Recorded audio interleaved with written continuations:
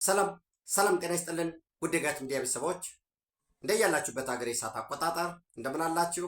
እንደምን ቆያችሁኝ?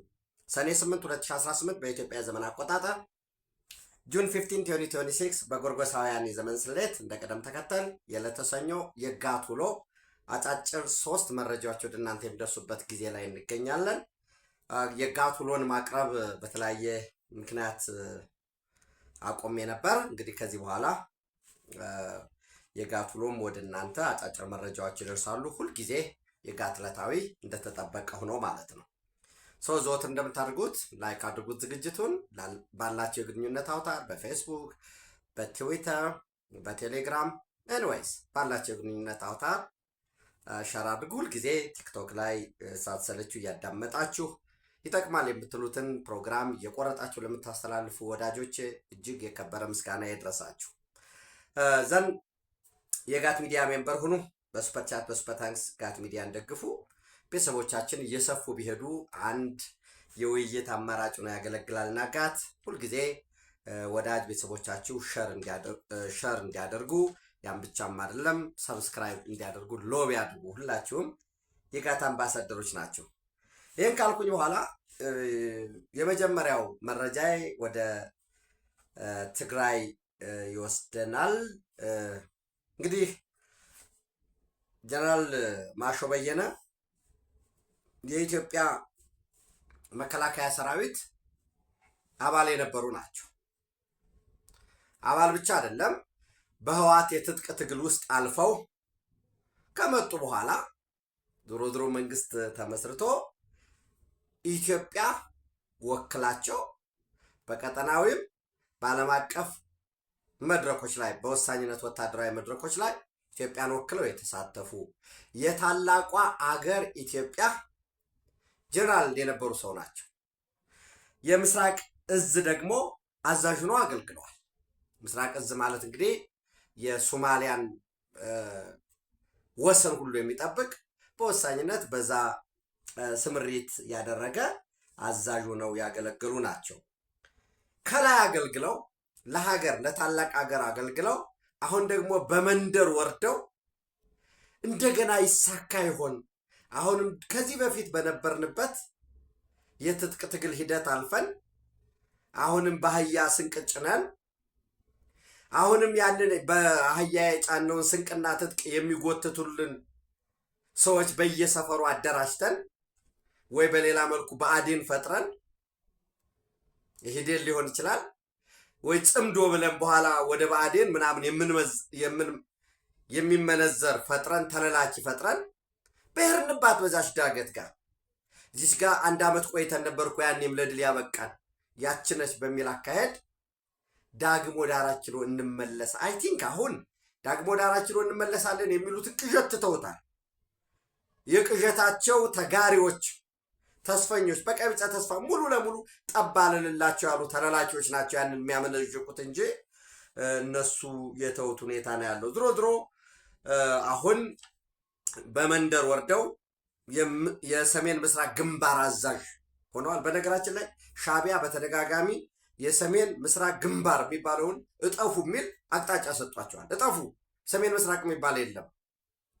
ምክንያቱም የሰሜን ምስራቅ ተዋሳኙ ኤርትራ ስለሆነ በዚህ በኩል ምንም አይነት ግንባር አያስፈልግም። እጠፉ ወደ ደቡብ ግንባር ይሄ አፋርን ይዞ ራያን ይዞ በቆቦ በኩል ባለውና ወደ ምዕራብ ግንባር ከዛ ደግሞ የምዕራብ ግንባር ደግሞ ከፍላችሁ ይሄንን ሰሜን ምስራቅ የምትሉትን ግንባር በወሎ በኩል ሰዱ፣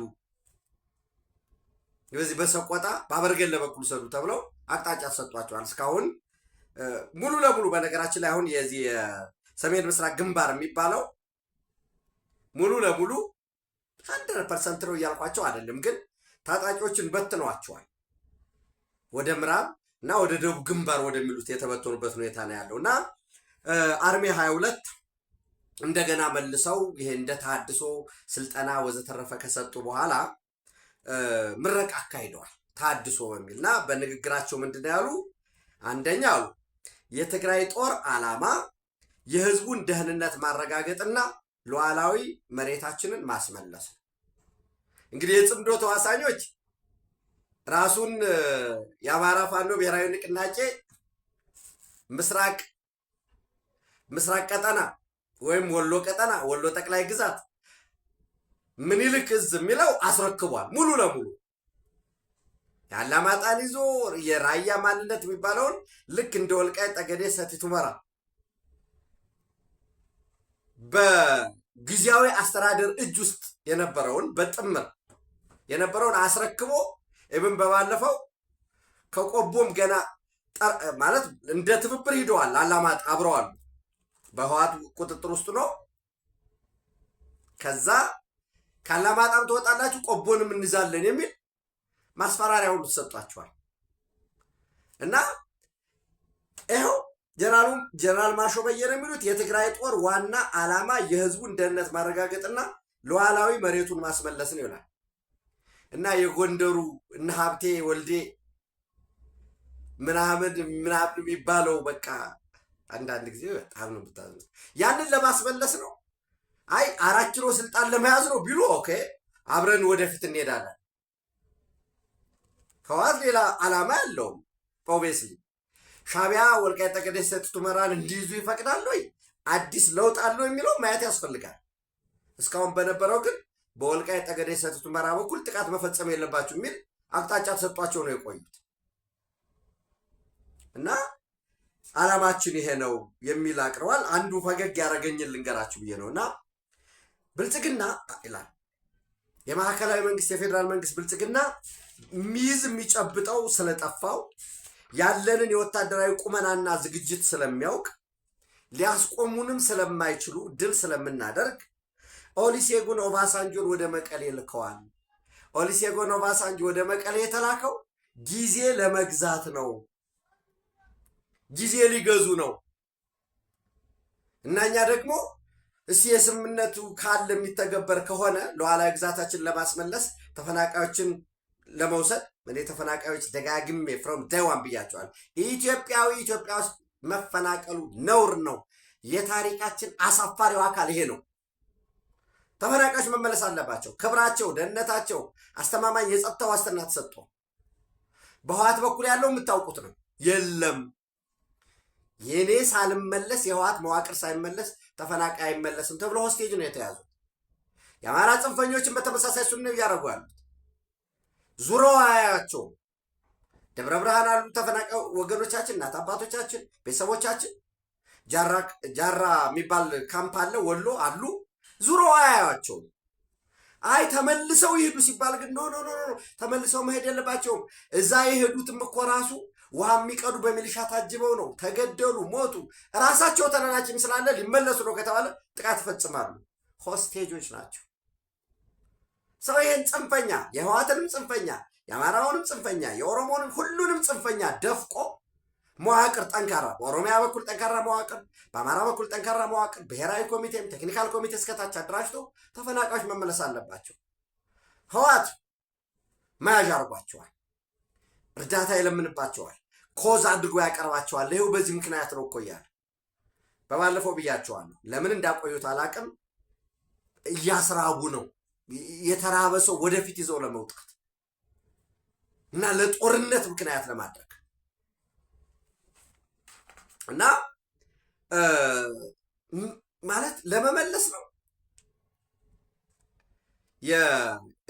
የወሎ ፋኖ ጨርሷል። ምንም የሚቀርበት የለም። እንዲያውም እኩል ለመሆን ከህወሓት ጋር አብረው የሚያሸረግሉት እዛው ነው፣ የሚውሉት የሚያድሩት እዛው ነው።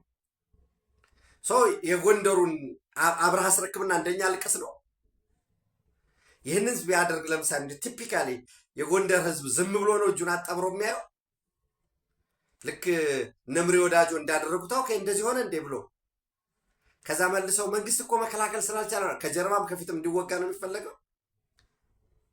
እና እሱ እንደ በጣም ስለገረመኝ ነው። የፕሪቶሪያ የሰላም ስምምነትን ተጠቅመው ጠላቶቻችን ከፋፍለውናል ይላል። ሲጀመር አያችሁ የፕሪቶሪያ ሰላም ስምምነትንም አልተቀበሉት። አክራሪ ጽንፈኞች እንደ ጊዜ መግዣ ተጠቅመን ከዛ በኋላ አደራጅተን መልሰን እንዋጋለን የሚል እምነት ስለነበራቸው ለዛ ነው ፈልገውት የነበረው። ዙሮ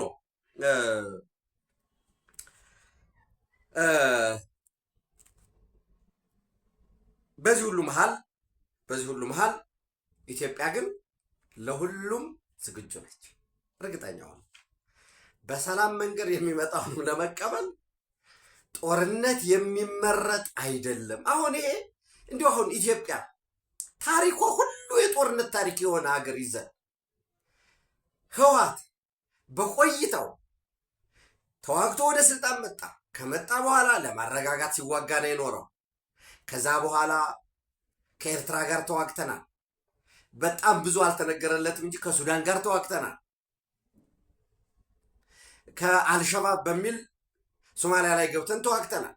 በዚህ ሁሉ የውጊያ ታሪካችን ከውጊያ የአካል ጉዳት፣ የንብረት ውድመት፣ የዲፕሎማሲ መገለል ጫና ቢያንስ አሰላለፍ ስላለው የሆነው አካል ስለሚገፋ ከውጭ የሚገኝ የቀጥታ ኢንቨስትመንት ኦኬ ጦርነት ውስጥ ገብተዋል ወይ ስጋት አለ ብሎ ይሸሽ ካልሆነ በቀር የምታገኘው ጥቅም የለም። ከሰላም ከእያንዳንዷ ሰዓት፣ ከእያንዳንዷ ሰከንድ፣ ከእያንዳንዷ ደቂቃ ትርፍ አለ። ከጦርነት ኪሳራ ነው ያለ እና እነዚህ ሰዎች ሰራዊት እንዴት እንደሚመራ አገር ምን እንደሆነ ሲመሩ አይተውታል። ቢያንስ እንግዲህ የምስራቅ እዝ ማለት ከሰሜን እዝ በመቀጠል ትልቅ እዝ የነበረ ነው፣ አልሸባብ ስለነበረ ማለት ነው።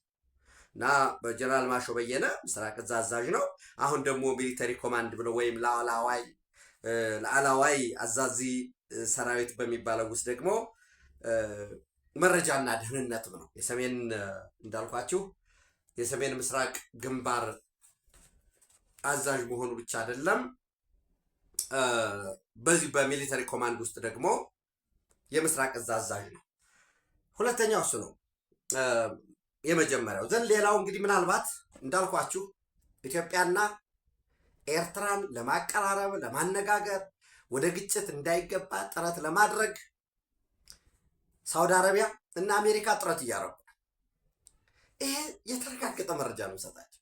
ሳውዲ አረቢያና አሜሪካ ከዚህ በፊት አሁን ዛሬ ግልጽ እየሆነ ስለመጣ ለምሳሌ የፋኖ አመራሮች ከአሜሪካ ሁሉ መጥተው አዲስ አበባ ድርድር ተደርጓል አልኳቸው። ከዚህ በፊት አስታውሳለሁ። ከአሜሪካ እከሌ የሚባል ሰው የእውነት በቃ ብልጽግና የኢትዮጵያ መንግስት መጦ የሆነ ሆቴል ስሙን ለምን ነግራቸዋለሁ ብዬ ነው። እዛ መጥተው አልጋ ተይዞላቸው የፋኖ አዛዥ ዋሸራ ከሚባል ቦታ እንግዲህ ዋሸራ ማለት ከአዴት ከፍ ብሎ በአዴትና በጋዳሞት መካከል ያለ ነው። የራሳቸው በቃ ፎርቲፋይድ ይዞታ ነው ብሎ ነው የሚያስበው ፋኖ። ከዛ በኤምባሲ መኪና እስከ ባህር ዳር ኤርፖርት፣ ከባህር ዳር ኤርፖርት ደግሞ ቦሌ ኢንተርናሽናል ኤርፖርት፣ ከዛ ታጅቦ እዛ ሆቴል ድረስ ዘንድ ድርድር ተካሄደ። አሁን ድርድር ተካሄደና በቃ በዚህ እንደዚህ በዚህ ደግሞ ሂጄ እናናገር እንነጋገር ተባለ። አሁንም እንዳልኳችሁ ከሆቴሉ ቦሌ ኢንተርናሽናል ኤርፖርት፣ ከዛ ባህር ዳር ዓለም አቀፍ ወይ ደጃዝማች በላይ ዘለቀ አውሮፕላን ማረፊያ፣ ከዛ አሁንም በመኪና ታጅቦ በኤምባሲ መኪና እርዳታ ድርጅት በሚል መኪና ዋሸራ ድረስ በቃ ይሄ ይደረጋል። ሰው አሁንም ድርድር ሲባል የሚያውቅ የፕሪቶሪያ ስምምነትን ነው። ከፕሪቶሪያ ስምምነት በፊት ጅቡቲ ላይ የአፍሪኮም የአሜሪካ የአፍሪካ እዝ አፍሪካ ኮማንድ እዝ አፓቼ ሄሊኮፕተሮች ልኮ ተደራዳሪዎችን አምጥቶ ጅቡቲ ላይ ሲሸልስ ላይ፣ ከዛ በፊት ሽሬ ላይ ድርድር ተካሂዷል። ከዛ በፊት አዲስ አበባ ድርድር ተካሂዷል። የጋማ የፋመ ጦርነት እየተካሄደ ድርድሮች ይቀጥላሉ። በዚያ ድርድር ግን የሆነ ቡድን አይ ድርድሩ እንዳለ ሆኖ በዚህ በኩል እኮ ባረግ የምፈልገውን ነገር ሊቨሬጅ ላሳካ እችላለሁኝ ብሎ ሲያስብ ዘላቂነቱ ምን ይመስላል ሌላ ጉዳይ ሆኖ ማለት ነው። ሰው በተመሳሳይ ሳውዲ አረቢያ እና አሜሪካ ሌሎችም አሉበት ከጀርባ በወሳኝነት ኢትዮጵያና ኤርትራን ተቀራርበው ችግራቸውን እንዲፈቱ፣ የኢትዮጵያ የቀይ ባህር ጥያቄ በምን አግባብ ይስተናገድ፣ የወደብ ጥያቄ መስት ነው ብሏል ሳውዲ አረቢያ። የጅዳ ዲክላሬሽንም ስለነበረ በዛ የጅዳ ዲክላሬሽን መሰረት ስፔሻል ኢኮኖሚክ ዞን ስለዚህ አሰብ ላይ አድርጎ ከዛ ከአሰብ ደግሞ ወደ መቀሌ፣ ወደ አስመራ፣ ወደ አዲስ አበባ የሚዘረጋ ኮኔክትድ የሚሆን በነገራችን ላይ የዚህ የሐራ ገበያ የአዋሽ ኮምቦልቻ ሀራ ገበያ ዘንሱን ወደ መቀሌ ኮኔክት ያደርጋል። የባቡር መስመሩ አንዳንዶቹ ቁመዋል ምናምን ያው እሱ የስነ ልቦናም ጦርነት አለ። መዘግየትም የለበትም የሚል በቀናዊነት የሚነሱ ጥያቄዎች አሉ። ዞሮ ዞሮ የተጀመረ ልማት አዲስ ይጀመራል እንጂ የተጀመረ ልማት ሊቆም አይችልም። ሞሮለስ ከ2.5 ቢሊዮን ዶላር በላይ ወጥቶበታል። እና ይህ ጥያቄ አለ። የለም በኤርትራዎች በኩል ደግሞ ለምን ዋይ አሰብ ምጽዋ አድርጉት።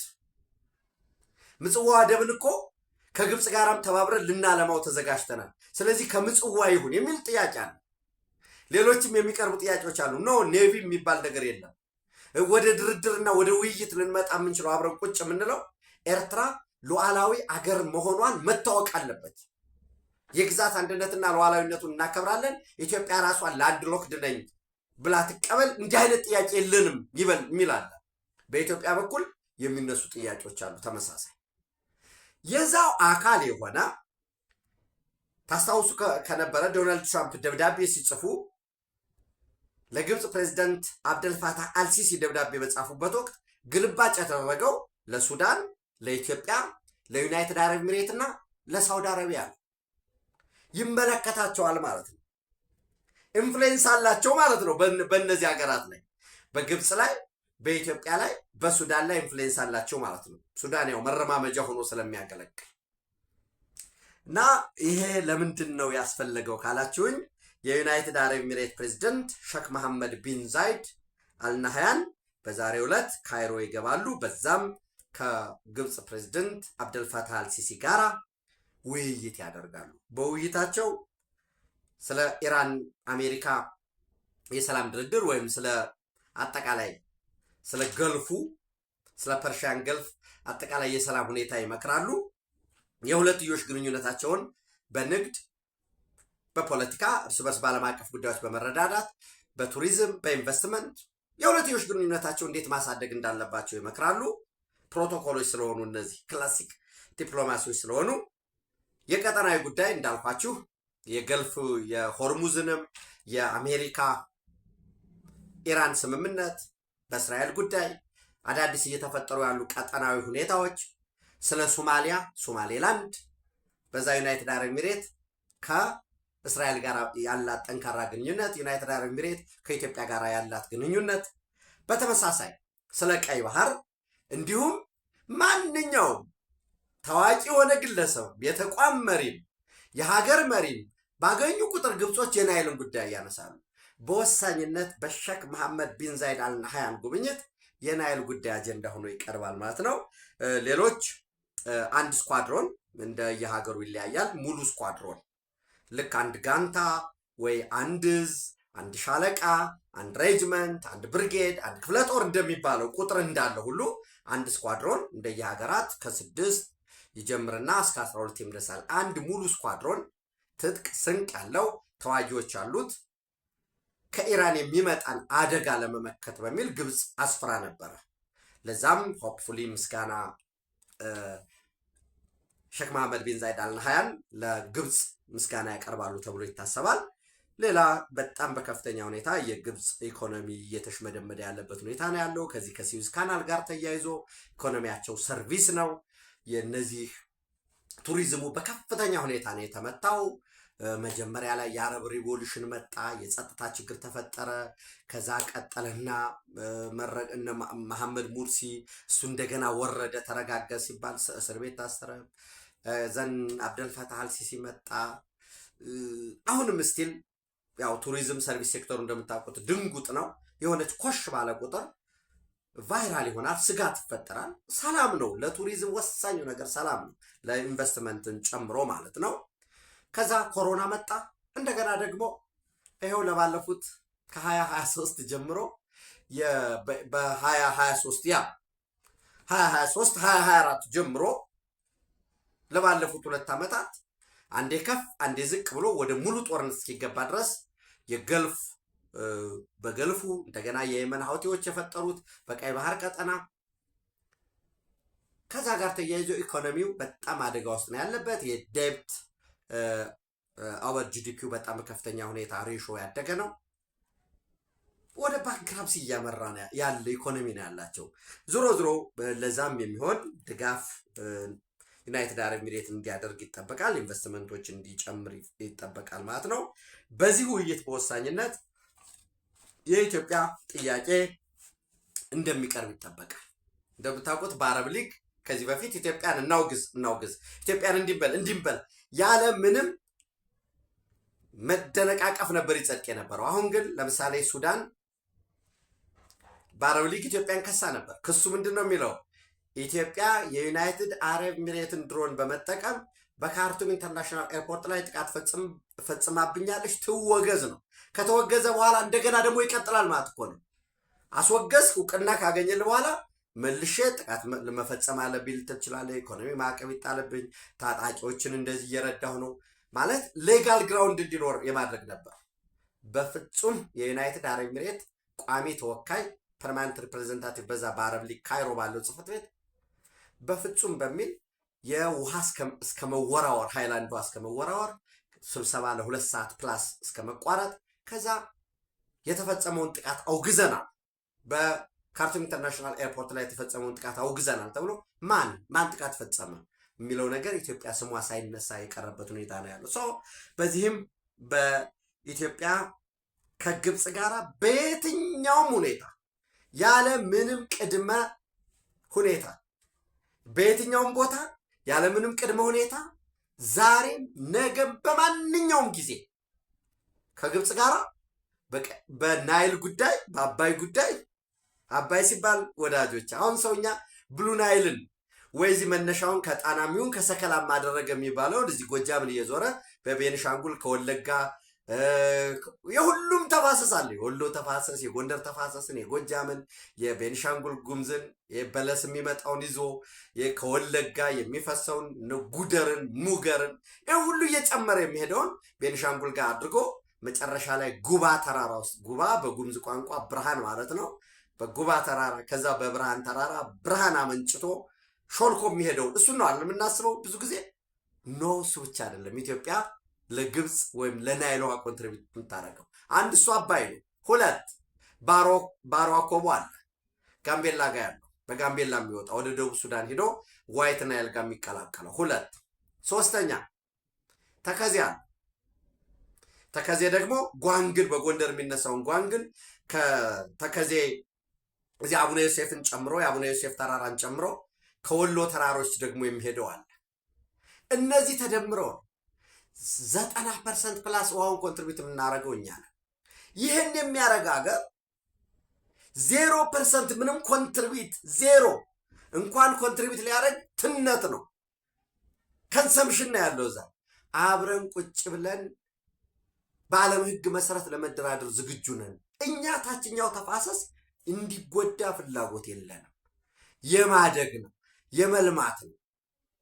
እንግዲህ እንደ መታደል ሆኖ ለግብጾች እነዚህ የኛ ወንዞች በተራራ ውስጥ ነው የሚሄዱት።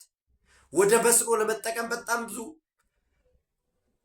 ማለት እድሉ ዜሮ ነው እያልኳቸው አይደለም፣ ግን ያን ያህል መስኖ ለመጠቀም ምቹ በሆነ ቦታ አይደለም። በሸለቆ ውስጥ በተራራ ውስጥ ነው የሚያልፉት። ከዛ በሸለቆ በተራራ አልፈው ለመስኖ ልትጠቀሙባቸው የሆነ ለጥ ያለ ሜዳ አገኘ ስትሉ ኔክስት ሀገር ጎረቤት ትገባላችሁ።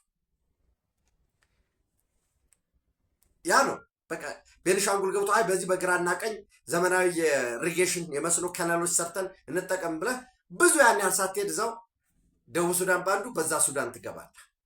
ሌሎችም የኢትዮጵያ ወንዞች በሙሉ ኔክስት ፈርታይል ያለው ለመስኖ የሚያገለግለው ቅኝ በቅኝ ግዛት የተገዛ ከኛው የተቆረሰ የተፈለቀቀ ነው። ስለዚህ በዚህ ጉዳይ ያለምንም ቅድመ ሁኔታ በማንኛውም ጊዜ ለመነጋገር ዝግጁ ነን የሚል የኢትዮጵያ አቋም ቀርቧል። ነገር ግን ኢትዮጵያ ደግሞ አሁን አንድ ፕሪሪኩዊዝት አስቀምጣለች ከግብፅ ጋር። በሁለት ውሃዎች ነው የምንነጋገር። ስለ አባይ እኛ ስንነጋገር ወይ ስለ ናይል እንነጋገር ብለን ቁጭ ስንል እናንተም ደግሞ ስለ ቀይ ባህር ኢትዮጵያ የቀይ ባህር ጠረፍ ተዋሳኝ የመሆን በቀይ ባህር ላይ አጀንዳ አላት የሚለውን ተቀበሉ ነው። ተቀበል ማለት ምን ማለት ነው? በሌላ መልኩ እንዴ ለምን ስትሉ ኢትዮጵያ የቀይ ባህር ተዋሳኝ ለመሆን የምታደርገውን ጥረት ግብፅ ትደግፋለች ብለህ ቦልድሊ ተቀበል። የማትቀበል ከሆነስ አንወያይም። የሁለት ውሃዎች ወግ ወይንም የሁለት ውሃዎች አብይ ስትራቴጂ ደጋግሜ ብያቸዋለሁ ወዳጆቼ። የሁለት ውሃዎች አብይ ስትራቴጂን አብይ ስትራቴጂ ነው የሚለው እና እሱን አንብቡት። ከዛ አንብባችሁ ስትጨርሱ ማን ነው የጻፈው እንዴት ነው የጻፈው የሚለውን ደግሞ የሆነ ጊዜ ደግሞ እንትን እንላለን። ለጊዜው አሁን የሚለው የሁለት ውሃዎች አብይ ስትራቴጂ ነው የሚለው እሱን አንብቡ። ሰው ስለ ሰልት ወተር ኢትዮጵያ ስለ ጨዋማ ውሃ ስለ ቀይ ባህር አይመለከታትም ብለህ ስለ ናይል እንወያይ ማለት አይቻልም ነው። ይህን ጉዳይ አሜሪካኖች ተቀብለዋል። ወል በምን አግባብ የሚለው ካልሆነ በቀር ትክክል ነው ብለዋል። በተመሳሳይ ሌሎች ሀገራት ኦኬ ይሁን ተቀብለዋል። ከሴኩሪቲ ፐርፐዝም ከኢኮኖሚ ፐርፐዝም ከሂስቶሪካል አካውንትም። ግብጾች ግን አይ የለም ናይል የተለየ ነው፣ የቀይ ባህር እኮ የኤርትራ ነው ሉዓላዊ ሀገር ነች፣ ወይም የጅቡቲ ጉዳይ ነው ወይም የሶማሊያ ጉዳይ ነው። ስለዚህ ቀይ ባህርን በተመለከተ ወደብ ልትጠቀም ትችላለች። የሴኩሪቲ ጉዳዩ ግን የሊቶሪያል የሚባለው የዚህ የጠረፍ የወሰን ተጋሪው ሀገራት ነው የሚል አቅርበዋል። እንደዛ ከሆነ ደግሞ ለመነጋገር ይቸግረናል፣ ወደ አቃፊ ስምምነት ለመግባት ይቸግረናል ነው። በዚህ ረገድ እንዳልኳችሁ የዩናይትድ አረብ ኤሚሬት ፕሬዚደንት ሼክ መሐመድ ቢን ዛይድ አልናህያን ዩናይትድ አረብ ኤሚሬት የኢትዮጵያ የቁርጥ ቀን ወዳጅ ነች። የቁርጥ ቀን ለዛ ነው ዛሬ በአረብ ሊግም ይሁን በኦአይሲ የኦርጋናይዜሽን ኦፍ ኢስላሚክ ኮኦፕሬቲቭ የእስላማዊ ትብብር ድርጅት በየትኛውም መድረክ ኢትዮጵያ በአግባቡ እየተባለ ከመወገዝ ከመወቀስ እየዳነች ያለችበት ሁኔታ የቀይ ባህር ድርድር ኦፕን አፕ እየሆነ ነው። ዩናይትድ አረብ ኤሚሬት የኢትዮጵያን የባህር በር ጥያቄ እንደምትደግፍ የታወቀ ጉዳይ ነው። ዩናይትድ አረብ ኤሚሬት፣ እስራኤል፣ ህንድ፣ ግሪክ፣ ሳይፕረስ ሌሎች ሀገራትም እየደገፉት፣ አሜሪካ እየደገፉት ነው፣ ፈረንሳይ እየደገፈው ነው፣ እንግሊዝ፣ ዓለም ሁሉ እየደገፈው ነው። አሁን ጥያቄው በምን አግባብ ነው? ወደ ግጭት እንዳትገቡ፣ ወደ ጦርነት እንዳትገቡ። እኛም በጦርነት እንግባ በግጭት ውስጥ እንግባ አላል። በተደጋጋሚ ለምሳሌ እንዳልኳችሁ ትናንትም ከትናንት በስቲያም ሁሌም እንደምለው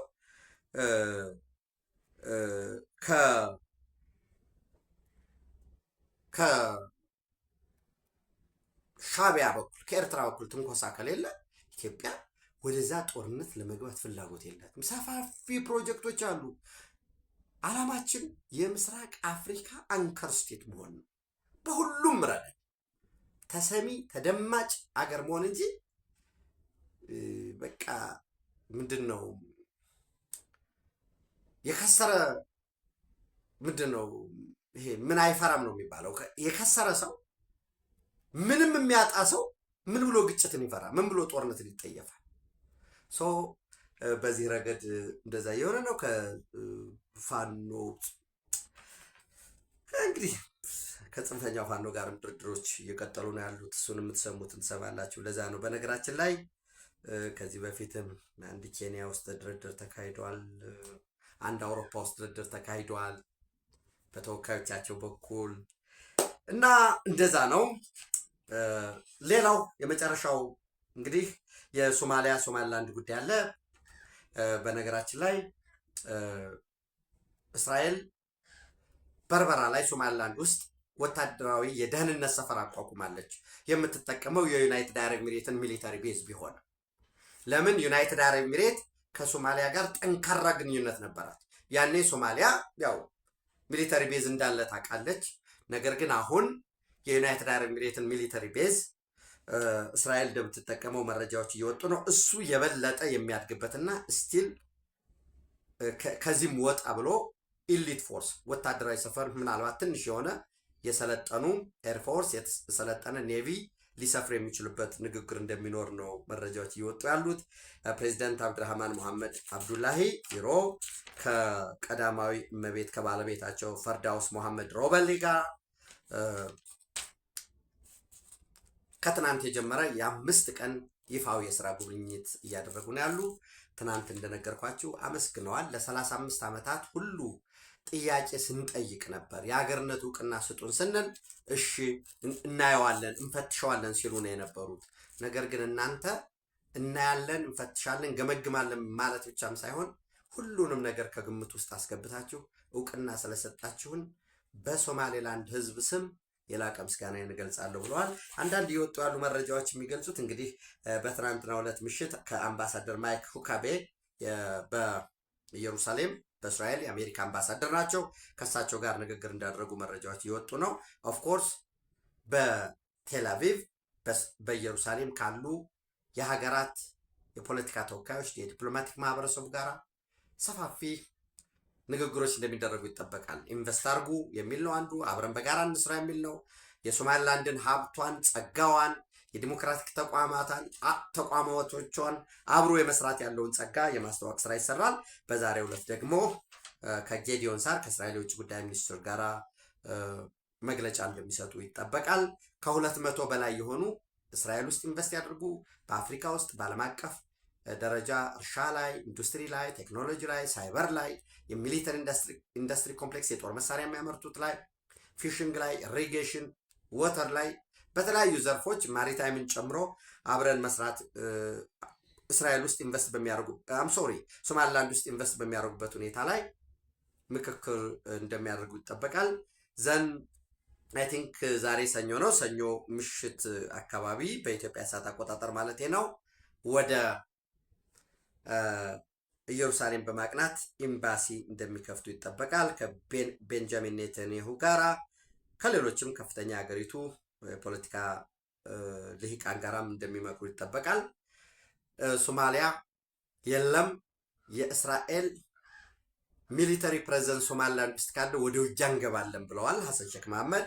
በተመሳሳይ የየመኑ ሀውቲ ወይም አንሳሩላህ የሚባለውም የእስራኤል የጦር ሰፈር ወይም ወታደራዊ ቤዝ ጣቢያ ካለ እርምጃ ወስዳለሁ ብሏል። እሱስ ምን ይሆናል የሚለውን አብረን የምናየው ነው የሚሆነው። እዛው ሶማሊያ ውስጥ ከፍተኛ የሆነ የፖለቲካ ውጥረት አለ። እንደምታውቁት የጁባላንድ እና ፑንትላንድ ከፌዴራል መንግስቱ ጋር ልዩነት አላቸው። ለምሳሌ ጋልምዱግ የሚባለው ስቴት ውስጥ የታጠቁ ኃይሎች ሐሰን ሼክ መሐመድን በጉልበት እናስወግዳለን እያሉ ነው።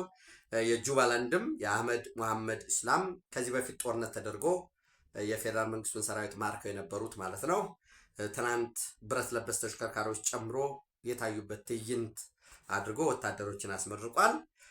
የሶማሊያ የፖለቲካ ቀውስ ባለበት እየጨመረ ነው ያለው። ቴምፖውን ምን ይሆናል የሚለውን የምናየው ነው። እንግዲህ ሌላው የመካከለኛው ምስራቅ ወደ እስራኤል አሜሪካ ስንሄድ ማን ድል አገኘ፣ ማን ያሸነፈው የሚለውን በንጹህ ሕሊና መተንተን አለበት። እኔ ከዚህ በፊት ብያቸዋለሁ፣ በወፍ በረር በግልጽም ከአንዳንድ ወዳጆች ጋር ዲስከስ አደርጋለሁ። ጉዳዩ የሃይማኖት አይደለም። እዛ ውስጥ የሃይማኖት ቢሆን ኑሮ ለምሳሌ ግልጽ እናርግና ኢራን የሱኒ ሻአል አይደለ? የሱኒ እምነት ማለት ሴክቶች ናቸው። ልክ ክርስትና እንዳለው ሴክት እስልምና ሴክት አለው። በዚህ ለምሳሌ ሱኒ ብትወስዱ ለምሳሌ ኢራቅ ፍልስጤምን ውሰዱ ለምሳሌ ወይ ሐማስን ውሰዱ። ፍልስጤም ሱኒ ማጆሪቲ ነው። ለፍላጎታቸው ሲሉ ግን ከሐማስ ጋር አብሮ ይሰራሉ ኢራኖች። በተመሳሳይ እንውሰድ የመንን ውሰዱት። ሀውቲን ይደግፋሉ። በድሮን በሚሳይል ባላስቲክ ሚሳይልን ጨምረው በገንዘብ ኤቭሪቲንግ ይደግፉታል። የመን እኮ ሱኒ ማጆሪቲ ነው። የሃይማኖት ጉዳይ አይደለም። ሃይማኖት ግን ምን ያደርጋል? ያጠናክራል። የያዝከውን ኬስ የኛ ነው የኛ አይደለም ወዘተረፈ እንድትል አንድ የማንቀሳቀሻ ልክ ሶሻሊዝም ብለህ ወይ ሃይማኖት እሱን አንስተህ ወይ ቋንቋን እንደምታነሳው ለሄጅሞኒክ አንድ ማንቀሳቀሻ ሆኖ ያገለግላል እንጂ የሃይማኖት ጦርነት አይደለም። የአይሁድ እምነትና እስልምና ወይ አይደለም እየተዋጋ ያለው። ማን በቀጠናው ተሰሚና ተጽዕኖ ፈጣሪ ሆኖ ይውጣ፣ ማን አዛዥ ይሁን፣ ማን የበላይ ይሁን ነው በቃ አጀንዳው። የበላይ ለመሆን ማን ከማን ጋር ይጠጋ እንጂ አንዳንድ ወዳጆቻችን በቃ እንዲህ ያደረገ የኢራን ጭፍን ደስ ይደግፉታ ያላችሁ። አንዳንዱ ደግሞ እስራኤልን እንግዲህ የእስራኤል አምላክ ስለሚባል ወዘተረፈ እንደሆነ አላቅም። እንደዛ አይደለም። ጉዳዩ የሄጅሞኒ ጉዳይ ነው። ጉዳዩ በኢኮኖሚ ማን ተጠቃሚ ይሁን ነው። ጉዳዩ ማን ይቆጣጠር ሪሶርሱ ላይ፣ ማን ህዝቡን ያበልጽግ። ማን ወደፊት ይምጣ ማን ወደኋላ ይጎተት እንጂ እዛ ውስጥ ታሪክን እያጣቀስክ ያኔው በኦቶማን ኢምፓየር የነበረው እንዲህ ነው ከኦቶማን ጋር እንዲግንኙነት አለው እያል መተንተን የሚቻልበት ሁኔታ አለ። ማን ነው ያሸነፈው የሚለውን ከጭፍን በሆነ ፐርስፔክቲቭ ብቻ ሳይሆን መመዘኛ ቢኖረን ብዬ ወስዳለሁ። ለምሳሌ ለጦርነቱ መጀመር ወሳኙ ወይንም ከጦርነቱ መጀመር በፊት ተዋናዮች ለምሳሌ አሜሪካ ምን ኮዝ ነበራት? ምንድን ነበር ከንሰር ነው ስንል ወይ እስራኤል ምንድን ነበር የሚያነሳው? ኢራን ምንድን ነበር የሚለው ማየት አለብን። ለምሳሌ በዚህ ረገድ አሜሪካ ኢራን የኒውክሌር የጦር መሳሪያ መታጠቅ የለባትም የሚል አቋም ነበራት። ወራስ ኢራንስ ኖ የኒውክሌር የጦር መሳሪያ እያመረትን አይደለም ሲጀመር ለሰላማዊ ዓላማ ግን ኒውክሌር እናበለጽጋለን። ማበልጸጋችን ደግሞ የሉዓላዊ መብታችን አካል ነው። ኤንፒቲ ፈርመናል። ራሷ እኮ ኤንፒቲ እስራኤል ግን አልፈረመችም የሚል ጥያቄ ያቀርቡ ነበር። እስራኤልስ ደግሞ ምን ጥያቄ ነበራት? አንደኛ የኒውክሌር ቦምብ ልትታጠቅ ነው፣ አሁኑኑ ካላስቆምናት ልትታጠቅ ነው የሚል ሞሳድም በሌሎች በእጃዙር ድርጅቶች በኩል መረጃ ያወጣ ነበር። የአሜሪካ ጥያቄ ይሄ ነው በወሳኝነት ዘንድ። ሌላ እስራኤል ምንድን ነበር የምታነሳው ካል የሽብር ኔትወርኮች አሏት። የሊባኖሱ ሺአ ሄዝቦላ፣ የየመኑን ሱኒ ወይም ሀውቲ፣ የኢራቅ ሻይት ናቸው፣ ተቀራራቢነት አለው። ሚሊሻዎችን ትረዳለች። የፓለስታይን ሱኒ ነው፣ ሐማስን እየረዳች ነው። ሶሪያን ትረዳለች። የሶሪያ አላዋይቶች አሉ ጎሳዎች። እንደ ሃይማኖት ከወሰድነው እኮ ሶሪያ ማጆሪቲው ሱኒ ነው። ሻ ማይኖሪቲዎች ግን አሉ፣ አላዋይት ጎሳ የነ በሽር አልአሳድ ቤተሰብ ዘን። ሌላ ሄዝቦላህን እየደገፈች ራሱ ሶሪያ በሽር አልአሳድ እንዲቀጥል ያደረገው ሄዝቦላ ነው። የሄዝቦላ ሚሊተሪ ፕሬዘንስ ደግሞ ከተለያየ አካባቢ እያመጣ እስራኤልን እየተፈታተነ ነው። ይሄ በሙሉ ራሱ ኢራን ስቴት ስፖንሰር ኦፍ ቴሮሪዝም ነው። ሽብርና ሽብርተኝነትን ስፖንሰር ያደርጋል። ባያወግዝም በአደባባይ አያወግዝም። የሚወሰደው ለምሳሌ ኦክቶበር 7 ላይ ሐማስ ጥቃት ሲፈጽም ያስተባበረው በትጥቅም በገንዘብ ማለት ነው፣ በፋይናንስ በስልጠና ይህ ሁሉ የሚያደርገን ኢራን ነው። ስለዚህ አንደኛ ከዚህ መቆጠብ አለበት፣ ሁለተኛ መፈረም አለበት፣ ሶስተኛ ከተቻለ ወደ ሪጅም ቸንጅ ውስጥ መግባት አለብን በሚል ያስቀምጣሉ። በነገራችን ላይ ኢራን ላይ የሚቀርበው ክስ እዚህ ላይ ብቻ የሚቆም አይደለም። ቬንዙዌላ ላይ አብሮ ይሰራል ይሉታል፣ ኩባ ላይ አብሮ ይሰራል፣ ከየትኛውም ሽብርተኝነት ከኤርትራ ጋር አብሮ ይሰራል የሚል የሚቀርቡ ክሶች አሉ እና እነዚህን በስልጠና የጦር መሳሪያ በመስጠት ገንዘብ በመስጠት መረጃ በማቅረብ የኔን ህልውና እየተፈታተነ ነው። ይህ ዝም ብሎ ከተለመደው ደስቱ እስራኤል ሞት ለእስራኤል ደስቱ አሜሪካ ከሚለው መፈከር ባለፈ ይህንን እያደረገ ነው የሚል ይህ ይቀርብ ነበር ዘንድ ከጦርነቱ መጀመር የኢራን እሱ የቀረበ። ከዛ በኋላ ጦርነቱ ከተነሳ በኋላ ይሄ የሆርሙዝ ማን ያስተዳድረው፣ ሆርሙዝ ላይ ክፍያ ይከፈል፣ እነዚህ ፖስት ዋር ናቸው። ይህንን ሆርሙዝን በነፃ እንዲተላለፍ አድርጃለሁ ካልክ ምንድን ነው ጄኑ? ኦብቪየስሊ መጀመሪያም እኮ ነፃ ነበረ። ይዞ የተነሳውን ሲባል አሜሪካ በዚህ ረገድ ኒውክሌር አልታጠቅም ብሎ ካስፈረመ አትርፏል ማለት ነው። ሚሽን አከምፕሊሽድ። ወራስ እስራኤል ግን ሌሎች የነዚህ የስቴት ስፖንሰር ኦፍ ቴሮሪዝም ነው ያላቸው እነዚህ እጆች ላይ ባልተቆረጠበት ሁኔታ ኢብን እንዲያውም እጆቹ ባልተቆረጡበት ሁኔታ ብቻም ሳይሆን ሊባኖስን እስራኤል በሌለበት የድርድሩ አካል ሆኖ ጥቃት ሄዝቦላ ሲፈጽም መመለስ የለባችሁም እንደ ማሳዣ እንደ ቀብድ መሆኑ ይሄ መታየት መቻል አለበት። ኤኒዌይስ ከጦርነቱ ጅማሮ በፊት የተቀመጡ ግቦች ሙሉ ለሙሉ ተሳክተዋል። እናንተ እንድትገመግሙበት ነው መስፈርት የምሰጣችሁ። ሁለተኛ የጦርነቱን ግብ ለማሳካት የተከፈለው መስዋዕትነት በህይወት የንብረት ውድመት፣ የጦርነት ኪሳራ፣ ይሄ ኮስት ባላንስ ሺት ኦፍ ወር የሚባለው ምን ያህል ወጣ፣ ዲፕሎማሲያዊ ድል ተገኝቷል ወይ ዲፕሎማሲ? አሜሪካ በሌሎች ዓለም ላይ ምን አይነት ኢሜጅ ኖራት? እስራኤል በሌሎች ዓለም ላይ ምን ኢሜጅ ኖራት? ኢራንን ዓለም እንዴት ነው ያያት በዚህ ጦርነት ውስጥ ሪያክሽኗን የሚለው በተመሳሳይ የዲፕሎማሲያዊ ድል ኪሳራ፣ የተጣለ ማዕቀብ ካለ መገለል ወይም አዳዲስ መሰሳብ ካለ የአገር ውስጥ ህዝቡ እንዴት ነው የተቀበለው በዚህ ጦርነት ውስጥ? ኢራናውያን ምን አሉ? አሜሪካኖች ምን አሉ? እስራኤላውያን ምን አሉ የሚለው እና ወዳጆቻቸውስ የሚለው መታየት መቻል አለበት። የህዝብ አንድነትን አምጥቷል ወይስ ልዩነትን? የፖለቲካ ፓርቲ ተዋናዮች በአሜሪካ ውስጥ ያሉ ዲሞክራቶች ምን አሉ? ስለዚህ ሪፐብሊካኖች ምን ምላሽ ነበራቸው? ሌላው ህዝቡስ ኦርዲነሪ ህዝቡ ምንድን ነበር የሚለው? አፍሪካውያን፣ ሌላው ዓለምስ በዚህ ከነዳጅ ጋር ተያይዞ ወይንም በሆነ ጉዳዩን በደንብ ይዩት።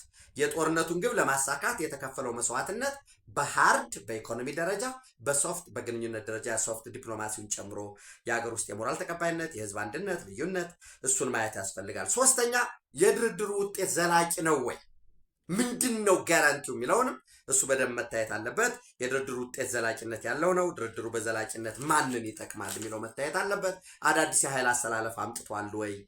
በዚህ ረገድ ይሄ ባላንስ ኦፍ ፓወር የምንለው ለምሳሌ ፓኪስታን ወደ መካከለኛው ምስራቅ ፖለቲካ ተስባ መጥታ ለሳውዲ አረቢያ የኒውክሊየር ሽልድ ሁሉ እስከ መስጠት ያ መሆኑ ምን አመጣ?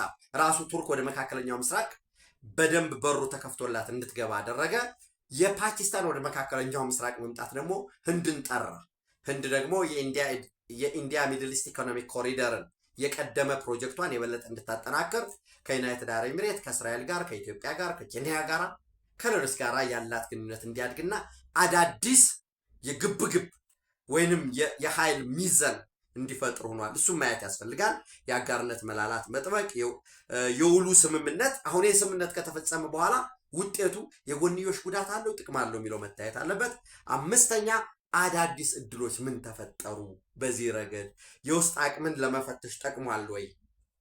ራሷ እስራኤልም ኢራንም ወጥ አድርገን እኛንስ ምንድን ነው እንዳሁን ዝም ብለን ከዚያ ከጦርነት እንውጣና ከነሱ እኛ ለምሳሌ እኮ የነዳጅ ስትራቴጂክ ሪዘርቭ ፖሊሲያችንን የበለጠ እንድንፈትሽ አድርጎናል። ሱሉልታ ላይ ዲፖ አለ፣ ድሬዳዋ እንደዚህ ዲፖ አለን። እነዚያ ዲፖዎች ማን ነበር ነዳጅ እንደ ልብ እየቀዳ ሲቸረችር የነበረው? በዚያ አግባብ በስንት ወር ይተካል የሚለውን አይተናል ወይ? ሌላ አማራጭ ገቢ አልፈለግንም ወይ? ከናይጄሪያ ጋር አላየንም ወይ? በተለይ የአውሮፕላን ነዳጅ ግዢ እርስ በርስ መተሳሰር የለብንም ወይ? የግሪን ፖሊሲ የኤሌክትሪክ መኪና ምናምን እሱን ዞሮ ዞሮ አዳዲስ እድሎችና ፈተናዎች ለተዋናያኑ ምን አመጣባቸው የሚለውን ማየት ያስፈልጋል። ለምሳሌ በዚህ ረገድ በአሜሪካና በእስራኤል መካከል ስንጥቅ እየፈጠረ ነው ያለው። ይሄ ሂዶ ምን ውጤት ያመጣል የሚለውን ወደፊት የምናየው ነው የሚሆን። እስከ ኢምፒችመንት ሊዘል ይችል ይሆን ወይ? ዶናልድ ትራምፕ ከርተውናል ብለው ካሰቡ እስራኤሎችስ ምን ሊያደርጉ ይችላሉ? አሜሪካኖች ደግሞ እስራኤሎችን በቃ በራሳችሁ ፍጥርጥር ተወጡት ቢሏቸው ምንም ጥርጥር የለውም እስራኤሎች ኒውክሌር ታጥቀዋል፣ በኒውክሌር ኢራንን እንመታለን ሊባል ይችላል። ያስ የት ያደርሳል የሚለውን ማየት ያስፈልጋል። በዚህ ረገድ በእስራኤል በኩል ሙሉ ለሙሉ ድል አድርገዋል ማለት አይቻልም። እንዳልኳችሁ እስከ ሪጅም ቼንጅ የሚደርስ የሽብር ኔትወርካቸውን ያልቆራረጠበት፣ እንዲያውም የኢራን የሽብር ኔትወርክ እውቅና አግኝቶ ሂዝቦላ ላይ ጥቃት አትፈጽሙ፣ ለሂዝቦላ ሴኩሪቲ የሚል በፈር ዞናችሁ ለቃችሁ ውጡ የሚል ነው እየፈጠረ ያለው። ይህን ደግሞ እስራኤል ካትዝ የእስራኤል መከላከያ ሚኒስትር በፍጹም ከቤንያሚን ኔታንያሁ ጋር ተነጋግረናል፣ የጸጥታ ሴኩሪቲ በፈር ዞናችን ለቀን አንወጣም የሚላል። ይሄ ከአሜሪካ ጋር ወስዶ ሊያላትም ይችላል። በተመሳሳይ ኢታማር ቤን-ግቪር የቀኝ ክንፉ ጽንፈኛ ቀኝ የእስራኤል ጽንፈኛ ይሄ አልትራ የሚባለው የለም እዚህ አላክሳ የሚባለው መስጂድ ምንድን ነው አስፈላጊ አይደለም፣ እሱ መነሳት አለበት። ኢቨን ቤተ መቅደስ መስራት አለብን፣ እዛ ውስጥ ያለው መጠቅለል አለብን የሚል ጽንፍ የከረረው ማለት ነው። ብዙ የአውሮፓ ሀገራት ወደ ሀገራቸው እንዳይገቡ ሁሉ ክልከላ አሳድረውባቸዋል። ኢታማር ቤን-ግቪር የእስራኤል ቀኝ ዘመን ፖለቲከኛ ጽንፈኛ ናቸው። የጽንፈኛ ባል አክራሪው ማለት ነው። እሳቸውን ጽንፈኛ ናቸው እያልኩ አይደለም። የሀገር ውስጥ ሚኒስተር ናቸው። ምንድነው ያሉ? ኖ ዲል ዊል ኦቨርራይድ እስራኤል ሴኩሪቲ። የዚህ ስምምነት ምናምን ብለን እጃችንን አጣጥፈን የትኛው የሚደረግ ስምምነት እጃችንን የሚያስረን አይደለም። እኛ አንድ ከመታህን ሁለት እንመታሃለን፣ ሁለት ከመታህን ምናልባት እንዳትነሳ እያደረግን እየመታን እንቀጥላለን የሚል የሰጡት መግለጫ አለ። በተመሳሳይ እስራኤል ካትዝም እሱም ብለዋል። ምንድን ነው ማን ነው ያሸነፈው? ምንስ ተገኘ? ቀጣይ ውጤቱስ ምን ይመስላል? እንዳልኳችሁ በእነዚህ 6-7 መስፈርቶች ራሳችሁም እየጨመራችሁ እንድታብራሯቸው ራሳችሁ በነፃ በገለልተኝነት እንድታዩ እንድንወያይ ጥሪ ያቀርባለሁኝ። ኢትዮጵያ በክብር ለዘላለም ትኖር። የዩናይትድ አረብ ኤሚሬት ፕሬዚደንት ሼክ መሐመድ ቢን ዛይድ ጉብኝታቸው ምንድን ነው ከአብደልፈታህ አልሲሲ ጋር ፊልድ ማርሻል አብደልፈታህ አልሲሲ ጋር በተገናኘ የተወያዩት የሚለውና ሌሎች ተጨማሪ 2 መረጃዎችን በጋት ዕለታዊ ምሽት ወደ እናንተ አቀርባለሁ። በድጋሚ ኢትዮጵያ በክብር ለዘላለም ትኖር። ታንኪዩ